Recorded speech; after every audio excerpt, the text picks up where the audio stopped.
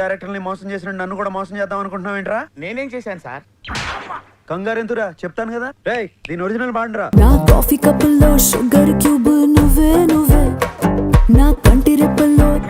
అర్థమైందా ఎందుకు కొట్టాను? అర్థమైంది సార్. ఏం అర్థమైంది? మీరు నా నుంచి కొత్తదనం కోరుకుంటున్నారు. మరి కానీ తమిళ్లో మంచి హిట్ సాంగ్స్ అండ్ బీజిఎంస్ ఇచ్చిన అనిరుద్ దేవరాకి మాత్రం రొటీన్ రొట్ట మ్యూజిక్ ఇస్తున్నాడు. ఇంకా మూవీ రిలీజ్ కాకపోయినా దేవరా పార్ట్ 1 మీద అంచనాలు భారీగానే ఉన్నాయి.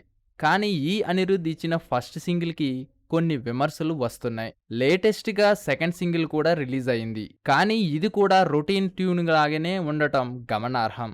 ఫస్ట్ సింగిల్లో కూడా బేస్ తప్ప ఏం లిరిక్స్ వినబడినట్టుగా ఉన్నాయి.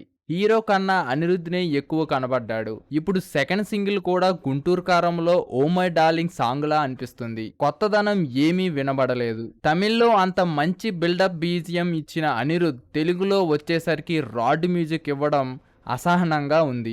మరి సినిమాలో ఎలా ఉండబోతుందో అని ఫ్యాన్స్ అనుకుంటున్నారు. సినిమాలో కూడా ఇలా ఉంటే డిసప్పాయింటింగ్ గా ఉంటుంది. సో బెటర్ గా ఉంటే బాగుంటుందని మై ఒపీనియన్. వీడియో కానీ నచ్చినట్లయితే ప్లీజ్ సబ్స్క్రైబ్.